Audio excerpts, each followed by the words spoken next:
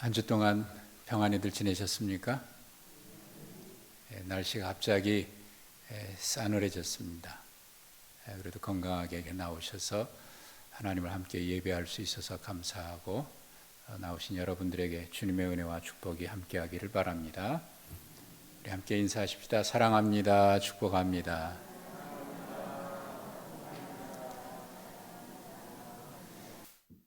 이제 3주 지나면 3주 뒤면 우리 교회가 50주년을 맞이합니다.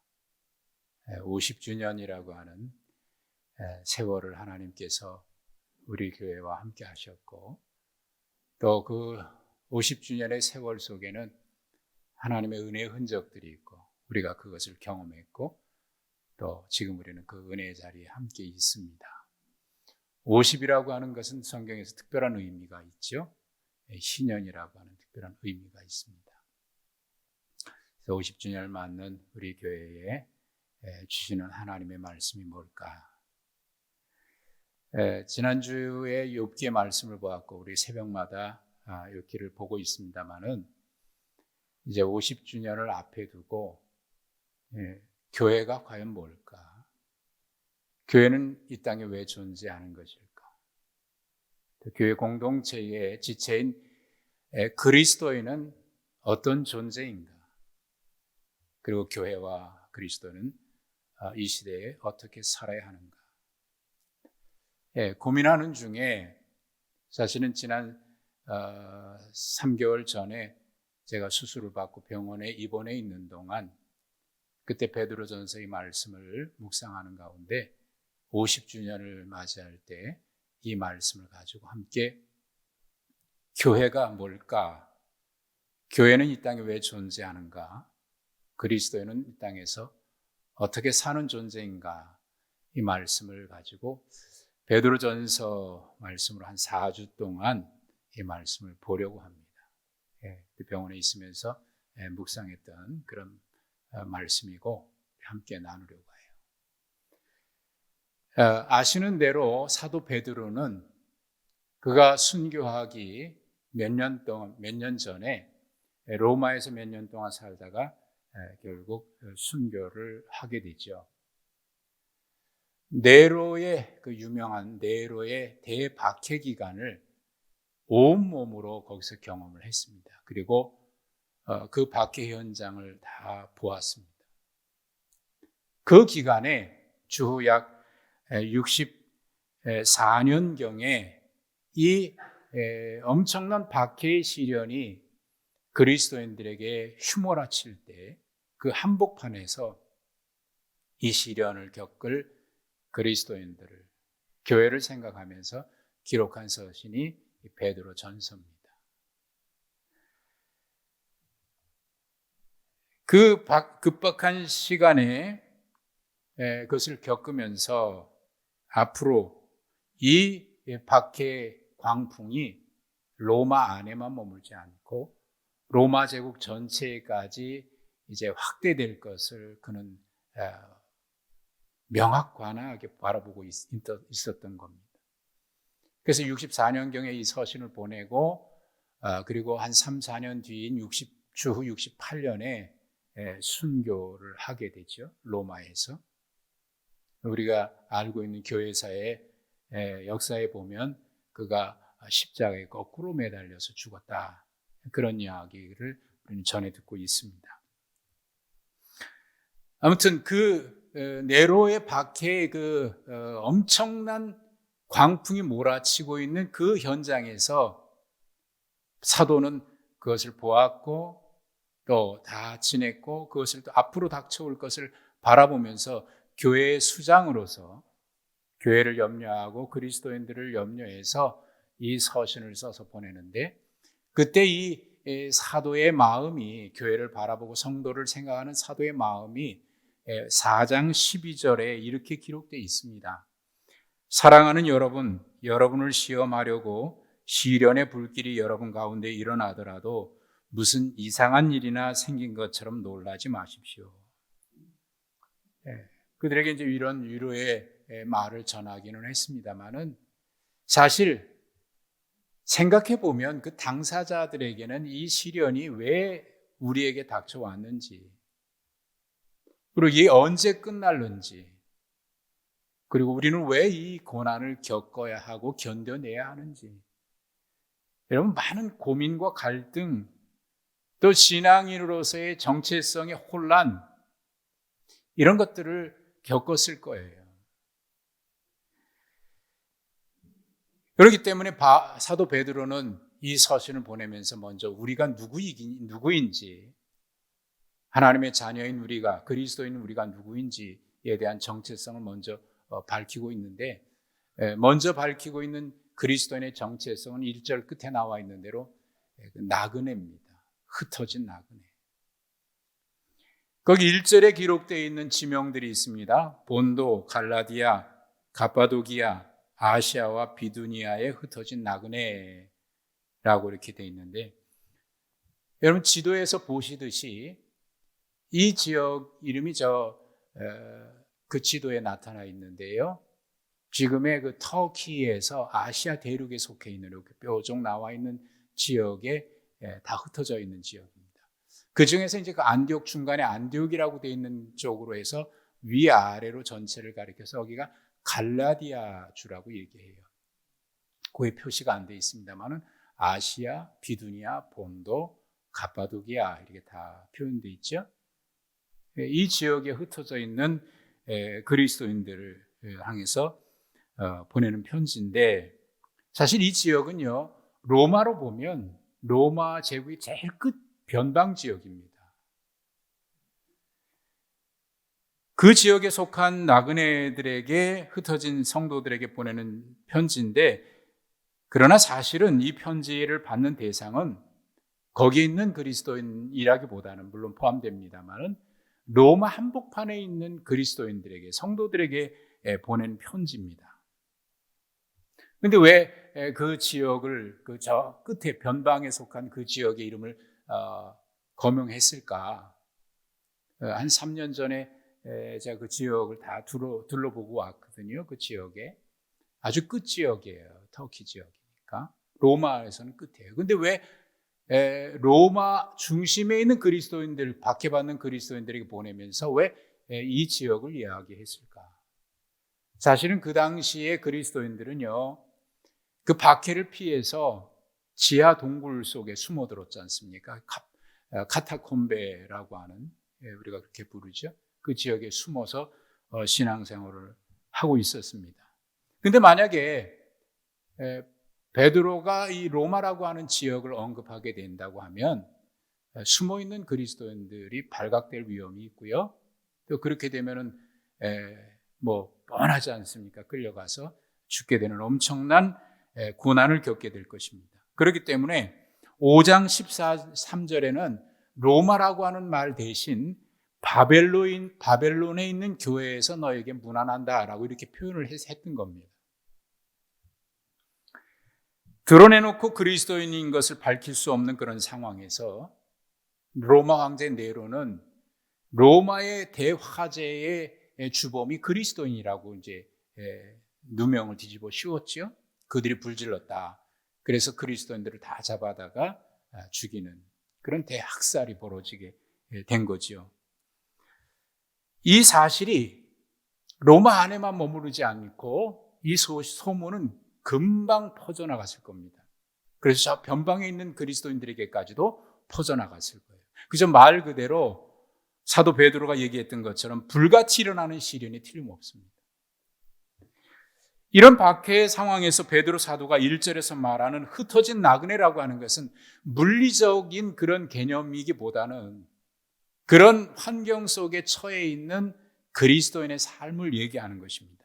신앙 때문에 고난받고 있는 그리스도인들, 말할 수 없는 박해 속에서 정처 없이 떠도는 나그네와 같은 그런 신세, 이것이 그 당시 그리스도인으로 살아가는 삶의 현장인 것이고 또 현실이죠. 마주하는 현실이죠. 자, 그런데 생각해 보면 나그네라고 하는 말에는 또 다른 의미가 담겨져 있습니다. 어떤 의미가 있겠어요? 나그네라고 하는 말 속에는 뭔가 전제된 게 있죠? 바로 고향입니다. 고향. 본향이 전제되어 있기 때문에 나그네라는 말이 성립이 되는 겁니다. 현실적으로 보면 나그네와 같지만 그 이면에는 우리가 돌아갈 본향, 고향이 있다라고 하는 것을 전제하고 있기에 이 나그네라고 얘기해요. 성경에서는 이 나그네라고 하는 표현을 자주 쓰고 있어요. 그리고 하나님을 알지 못하는, 교회 다니지 않는 사람들도 인생을 가리켜서 뭐라고 얘기하면 나그네라 이렇게 얘기를 하지요. 그 얘기는 우리 모두가 다 알고 있다는 거예요. 뭐를요? 우리의 이 땅에 영원히 사는 게 아니고 이 땅에는 잠시 왔다 가는 나그네와 같은 거라고 하는 것을 다 인정하는 것 아니겠습니까? 그러니 이 나그네라고 하는 표현 속에는 전제된 게 있는데 고향, 본향이 있는 거예요. 그게 실제 우리가 돌아가야 될 그곳이죠. 따라서 베드로 사도는 우리가 반드시 기억해야 되는 것을 얘기하고 있습니다. 우리가 비록 나그네와 같은 그런 어려움에 처하고 있지만 반드시 기억해야 되는 것이 있는데 그게 3절에 기록하고 있습니다. 우리 주 예수 그리스도의 아버지 하나님께서 그의 많으신 긍휼대로 예수 그리스도를 죽은 자 가운데서 부활하게 하심으로 우리를 거듭나게 하셨다. 그리고 우리에게 사한 소망이 있게 하셨다라고 하는 이 사실, 이것을 반드시 기억하라는 겁니다. 자, 그러면 이 말은 우리에게도 해당되죠? 여러분, 우리는 그 사실을 기억하고 있습니까? 우리가 어떤 존재라고 하는 거 말이죠. 여기서 사도는 우리 주 예수 그리스도의 아버지 하나님이라고 얘기했습니다. 그분은 죄인인 우리를 구원하기 위해서 독생자를 땅에 보내시기까지 긍휼이 풍성하신 그 긍휼을 우리가 어찌 다 이해할 수 있으며 표현이 가능하겠습니까? 그 사랑으로 우리를 사랑하셨고, 그리고 십자가에서 우리의 모든 죄를 대신해서 독생자를 죽게 하셨고 부활하게 하심으로 우리를 거듭나게 하셨고 다시 태어나게 하신 분이다. 그분이 우리 주 예수 그리스도의 아버지 하나님이다. 그것을 얘기하고 있어요. 그리고 그 하나님께서 하신 일을 2절에서 사도 베드로는 구체적으로 이렇게 표현했습니다. 하나님 아버지께서 당신의 미리 아심을 따라 여러분을 택하여 주시고 성령으로 거룩하게 해주셨으므로 여러분은 예수 그리스도께 순종하게 되었으며 그의 피로 정결함을 얻게 되었습니다. 쉬운 번역으로 제가 읽었습니다. 이것이 우리를 거듭나게 하신 하나님의 풍성하신 긍휼, 그 사랑입니다. 여러분, 우리가 그 사랑을 입었다고 하는 것, 이것을 잊지 말라는 거예요. 우리가 기억해야 될 실상은 바로 이것입니다. 우리를 거듭나게 하기 위해서 독생자를 주시기까지 우리를 사랑하신 그 사랑 말이죠. 그래서 우리는 그 하나님의 놀라운 은혜와 그 사랑으로 말미암아 하나님의 자녀가 되었고, 지금 이 자리에 우리가 하나님 앞에 예배할 수 있는 것이 바로 그런 은혜 때문 아니겠어요? 그러니까 우리가 하나님을 예배한다고 하는 이 사실은 아주 정확하게 틀림없는 사실이 있는데 우리가 그 사랑을 입은 존재라는 것이고, 또 지금도 우리가 그 사랑 안에 있다라고 하는 것을 우리 스스로 고백하고 예배하는 것이 바로 이 예배 현장이에요. 그러니까 예배라고 하는 것이 얼마나 큰 은혜이냐 말이죠. 이어서 4절에서 사도는 하나님을 아버지라 부르는 우리들에게 놀라운 사실 한 가지, 놀라운 비밀 한 가지를 더 밝혀주고 있습니다. 우리 주 예수 그리스도의 아버지인 하나님께서 썩지 않고 더럽지 않고 쇠하지 아니하는 그 유업을 너희를 위해서 하늘에 간직해 두셨다라고 얘기합니다. 저는 여기서 이 말씀 가운데 너희를 위해서 하나님께서 이 유업을 하늘에 간직하셨다라고 하는 이 말 속에 너희를 위해서라고 하는 이 말이 얼마나 감격스럽게 다가오는지 몰라요. 너희를 위해서, 여러분을 위해서 말이죠. 나를 위해서 하나님께서 이 놀라운 은혜를 하늘에 간직해 두셨다니. 여러분, 예를 들면은 아버지께서 돌아가시면서 말이죠, 마지막으로 이렇게 얘기해요. 얘야, 내가 너에게 줄 유산을 어디다가 남겨두었거든. 너를 위해서 남겨둔 거야. 여러분, 그런다 그러면 여러분 어떻겠습니까? 비교할 수 없는 거죠. 비교할 수 없는 거지만은 하나님께서 우리를 위해서, 너희를 위해서라고 하는 이 말이 얼마나 벅차게 다가오는지 모르겠어요. 여러분, 그냥 아무렇지도 이거는 그냥 별로 보이지도 않습니까? 너희를 위해서, 나를 위해서. 이 하나님께서 우리가 뭔데 이렇게 놀라운 것을 하늘에 간직해 두셨나, 그 말이죠. 그리고 우리를 그 영원한 유업을 물려받기에 합당한 구원을 얻게 하기 위해서 독생자 예수 그리스도를 이 땅에 보내셨고, 십자가에 죽고 부활하게 하신 능력으로 말이죠, 우리를 또한 동시에 하고 있는 게 있는데, 우리를 지금도 보호하고 있다고 5절 끝에는 말하고 있잖아요. 우리는 그 보호를 지금 받고 살아가고 있는 겁니다. 이것이 비록 지금 고난당하고 있고 어려움 가운데 있고 이런저런 문제로 인해서 염려, 걱정하고 있는 우리들에게 보라고 말하는 실상입니다. 보이지 않으나 이 실상을 보라는 거예요. 비록 고난 속에 있어도 그 고난 너머에 있는 이 실상, 진짜 보아야 될 그것을 너희가 보아야 한다라고 얘기하는 겁니다. 비록 박해로 인해서 마치 떠도는, 집도 없이 떠도는 나그네와 같은 존재지만 그 너머에는 분명한 이런 실상이 있는 거예요. 하나님께서 우리를 그렇게 삼아주셨고 지금도 보호하고 있다고 하는 것. 그분이 우리 주 예수 그리스도의 아버지인 하나님인 거고, 그분이 우리 아버지인 거고, 그분이 지금 우리와 함께 계시면서 우리를 보호하고 있다고 하는 이 사실, 여러분, 이 사실을 바라보라고 사도 베드로는 이야기하고 있어요. 그렇기 때문에 우리가 이 땅에 살아가고 있지만 소망 없는 사람인 것 같은데 우리에게는 소망이 있는데, 그 소망도 그냥 소망이 아닌 산 소망, 살아있는 소망. 여기 산 소망이라고 하는 이 말은 살아있는 소망인데, 그것은 옛날에 그것에 대해서 우리가 기억하면서 우리에게 이런 소망이 있구나가 아니라 지금도 실존하는 소망이고, 지금도 우리와 함께하는 소망이고, 지금도 우리를 이끌어가는 소망. 그게 산 소망인 거예요. 우리가 그런 존재라고 하는 사실이에요. 여러분, 그 사실을 여러분 기억하고 계십니까? 사도는 지금 이 사실을 기억하라고 우리에게 얘기하고 있어요. 박해가 일상이 되고 고난이 삶의 현장인 그리스도인들, 이 땅에서는 피할 곳도 없이 박해와 고난을 피해 정처 없이 떠도는 나그네와 같은 그들, 그것이 현실인 삶의 현장에서 사도 베드로는 영원한 이 실상을 보라고 얘기하고 있어요.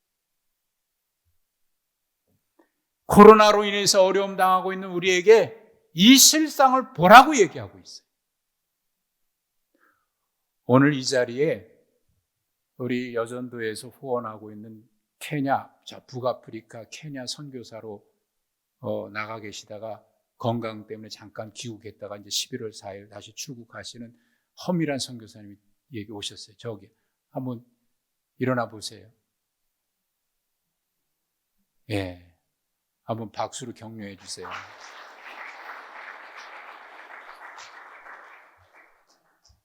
지난 코로나가 창궐했을 때 선교사들이 다 귀국했거든요. 그때 왔다가 다시 갔다가 지금 또 건강 문제 때문에 다시 왔다가 이제 가시는데, 그때 갈 때 이왕 왔으니까 코로나 다 끝난 다음에 가라고. 그랬더니 가야 된대요. 체구는 쪼만해가지고 말이죠. 어디서 그런 깡다구가 있는지. 케냐의 나이로비 수도에 있는 것도 아니에요. 저 시골에 있어요. 얼마나 고생했는지. 이쁘던 아가씨였는데, 물론 지금도 아가씨인데 얼굴이 말이 아니고, 고생을 많이 해서. 왜 이렇게 하는가? 여러분, 우리에게 이 산 소망이 없으면 그게 이 설명이 되겠습니까? 산 소망이 없습니다.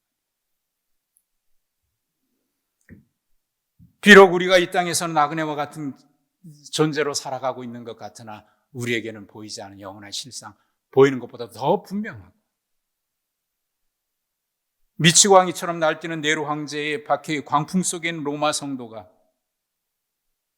그 현실 속에서도 기뻐하라고 바울 사도가 얘기하고 자기도 그 자리에 있으면서 말이죠. 얘기할 수 있는 것은 도대체 뭐 때문인가? 이 산 소망 때문. 그런데 이 말은 그 당시 로마 안에 있는 성도들에게가 아니라 흩어져 변방에 있는 그리스도인들에게가 아니라 지금 이 시대를 살아가고 있는 우리들에게도 주님 분명히 말씀하고 있는 거 아닙니까? 코로나 때문에 여러 가지 어려움이 있지만 그러나 우리가 바라봐야 될 진짜가 있다. 그 진짜 영원한 것, 그리고 우리는 하나님의 보호 안에 있다고 하는 이 사실, 너희를 위해서 이 얼마나 가슴 벅차게 다가오는 말씀입니까? 자, 그러면 우리는 어떻게 살아야 할까? 바울 사도 베드로는 6절에서 이렇게 말씀합니다. 그러므로 너희가 여러 가지 시험으로 말미암아 잠깐 근심하게 되지 않을 수 없으나 오히려 크게 기뻐하는도다. 사실 잠깐이라고 얘기하고 있지만 당사자들에게는 이 잠깐이 왜 이렇게 길게 느껴졌을까요? 끝나지 않을 것처럼 느껴지지 않았겠습니까? 그럼에도 그렇게 말을 할 수 있는 것은 그 시련 뒤에 있는 하나님의 은혜가 더 크기 때문에 그래요. 이 잠깐과 영원한 것, 그러니까 이 땅에 있는 것과 영원한 것을 비교하라 그 말입니다. 우리가 가진 것 가지고 비교하거든요. 내가 가진 것보다 저 사람이 가진 게 더 커 보이고 말이죠. 내 현실과 저 사람의 현실을 비교하게 되니까 보이질 않아요. 그러나 이 땅에 우리가 처해 있는 현실과 우리가 가지고 있는 것과 영원한 하나님의 나라를 비교하게 되면 잠깐이냐, 정말 잠깐인 거죠. 우리가 바라보고 비교해야 될 대상은 내 것과 네 것이 아니고 여기와 저기가 아니고 이 땅과 하나님 나라인 거예요. 그걸 보라는 거예요. 그걸. 그래서 나그네 같지만 그러나 본향 영원한 그것이 있는 하나님 나라, 그걸 보라고 우리에게 말씀하고 있지 않습니까? 그래서 7절에서 그 사실을 이렇게 말합니다. 너희 믿음의 확실함은 불로 연단하여도 없어질 금보다 더 귀하여 예수 그리스도께서 나타나실 때에 칭찬과 영광과 존귀를 얻게 할 것이니라. 이것이 믿음으로 바라봐야 될 그리스도인들의 실상이에요. 그러므로 8절과 9절은 이 실상을 보는 그리스도인의 삶은 이렇다라고 얘기하고 있는데, 여러분은 그리스도를 본 일이 없으면서도 사랑하며 지금 그를 볼 수 없으면서도 믿으며 말로 다할 수 없는 영광과 즐거움을 바라보면서 기뻐하고 있습니다. 이것은 여러분이 믿음의 결과인 영혼의 구원을 받았기 때문입니다. 이게 우리가 살아가는 모습입니다. 이게 초기 그리스도인의 삶의 모습이었습니다. 그리스도인은 세상 사람들이 볼 수 없는 것을 본 사람들이기 때문입니다. 그리스도인은 세상 사람들이 보지 못한 하나님의 나라를 본 사람들이기 때문입니다. 그리스도인들은 세상 사람들이 보지 못한 부활한 예수 그리스도를 보았기 때문입니다. 여러분, 우리는 보았고 경험했고 간증하고 있지 않습니까? 우리는 분명히 보았고 체험했고 그 은혜 가운데 살고 있어요. 이거는 신앙생활하는 사람이 가지고 있는 신념이 아니고 철학적인 관념 세계가 아닙니다. 실존하는 것이고 실제로 경험한 것이고 지금도 하나님의 은혜 가운데 있는 너무나 분명한 사실인 겁니다. 이게 그리스도인이라 이거예요. 1943년 4월 5일에 저 독일의 디트리 본헤퍼라고 하는 목사님이 있습니다. 이분이 39살의 젊은 나이에 순교를 했는데 1943년 4월 5일에 독일 나치 히틀러에 정하다가 히틀러가 얼마나 못된 짓을 많이 했어요. 유태인들을 얼마나 많이 학살하고 그 저항하다가 체포돼서 감옥에 갇혔습니다. 그리고 약 2년 뒤에 1945년 4월 8일입니다. 이제 독일과 일본이 패망하면서 종전되기 얼마 전이죠. 그 4월 8일이 주일이었는데 그날 디트리 본헤퍼 목사님이 그 감옥에 있는 분들과 함께 마지막 예배를 드렸습니다. 예배를 인도하고 그리고 마지막 기도를 마쳤습니다. 그때 이제 문이 열면서 그는 끌려가요. 다른 사람들은 다 알았죠. 이제 마지막이구나. 서로들 인사를 합니다. 그때 그 자리에 있었던 한 분이 있습니다. 전쟁 이후에 살아남은 사람인데 같이 수감 생활했던 분이 그 순간을 기억하고 이렇게 얘기를 합니다. 그는 한쪽으로, 보네포 목사님입니다. 그는 한쪽으로 나를 데려가서는 이렇게 나에게 말했다. 이제 마지막이겠지? 하지만 나한테는 이게 삶의 시작이라네. 그리고 끌려가셨어요. 그리고 그 다음 날 프로센브루크 감옥에서 교수형에 처해졌습니다. 이게 마지막 모습이에요. 그리고 그가 교수형에 처해질 때 그 마지막 숨지는 장면을 목격한 히틀러 친위 때의 한 의사가 그 마지막 장면을 보고 한 이야기가 기록되어 있습니다.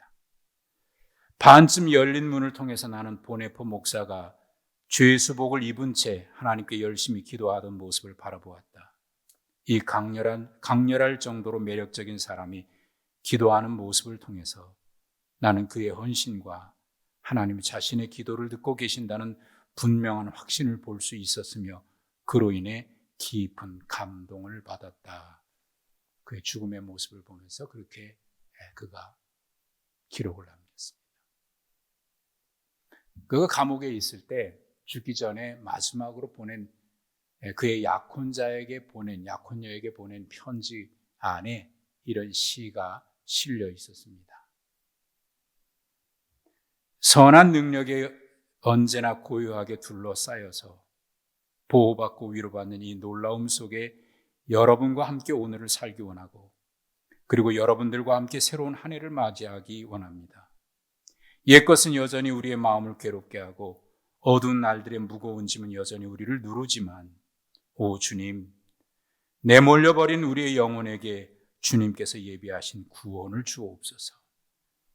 주님께서 쓰라리고 무거운 고통의 잔을 가득 채워 저희에게 주셨으므로 저희는 그 잔을 주님의 선하고 사랑스러운 손으로부터 떨림없이 감사함으로 받습니다. 그럼에도 주님께서는 저희에게 이 세상에서 기쁨과 빛나는 햇빛을 주기 원하십니다. 그러기에 저희는 지나간 일들을 회상하며 저희의 생명을 온전히 주님께 맡깁니다. 주님께서 우리의 어둠을 밝히신 촛불은 오늘도 밝고 따뜻하게 타오르게 해 주십시오. 우리가 다시 하나 되게 하여 주십시오. 우리는 압니다. 당신의 빛이 밤을 비추고 있음을. 이게 저희 주변 깊은 고요가 편만할 때 저희 주변을 보이지 않게 에워싼 세상에 온전히 울려 퍼지는 소리를 저희들로 하여금 듣게 하옵소서. 주님의 모든 자녀들이 소리 높여 부르는 찬양을. 선한 능력에 우리는 둘러싸여 있으며 믿음으로 일어난 일들을 기대하고 있습니다. 하나님께서는 밤이나 아침이나 우리 곁에 계십니다. 또한 매일의 새로운 날에 함께 하십니다. 이 시를 근거로 해서 선한 능력에 힘입어라고 하는 그 찬양이 오늘 우리가 부르고 있죠, 오늘날. 그리스도인들이라고 슬픔이 없질 않습니다. 그리스도인들이라고 염려와 걱정이 없질 않습니다. 그러나 그리스도에게는 이 슬픔이라고 하는 것이 기쁨의 반대일 수 없습니다. 그리스도인들에게 기쁨은 염려와 고민이 없는 것을 말하는 게 아니고 그리스도인들에게 기쁨은 슬픔이 없는 것을 말하지 않습니다. 슬픔을 품에 안고 있는 기쁨이고 염려와 고민을 품에 안고 있는 기쁨입니다. 슬픔이 있으나 기쁨으로 이기고 염려와 걱정이 있으나 기쁨과 감사함으로 이기는 것입니다. 이게 그리스도인의 삶입니다. 왜요? 우리에게는 그 너머에 있는 실상이 있기 때문이죠. 베드로 사도는 1장 6절에서 9절 이렇게 말씀합니다. 그러므로 지금 잠시 동안 여러분이 여러 가지 시련을 겪으면서 어쩔 수 없이 슬픔에 빠져 있더라도 이것을 기뻐하십시오. 여러분의 믿음이 연단을 받아서 순수하게 되면 불로 연단하여도 마침내는 없어지고 마는 금보다 더 귀한 것이 됩니다. 그것은 예수 그리스도께서 나타나실 때에 여러분이 칭찬과 영광과 명예를 차지하게 하려는 것입니다. 당시 베드로 사도가 보낸 이 편지를 받은 로마의 그리스도인들은 어떻게 살았을까요? 그 시대의 로마에 사는 사람들은 그리스도인들의 삶을 보면서 이해할 수가 없었습니다. 저들은 왜 저렇게 살고 있지? 이 어려움 속에서도 어떻게 저렇게 기뻐하면서 자기의 일을 할 수가 있지? 그들은 이해할 수가 없었습니다. 로마 황제 율리아누스는 그의 친구인 아르사치오에게 한 편지를 보내면서 이해할 수 없는 그리스도인들에 대해서 이렇게 이야기를 했습니다.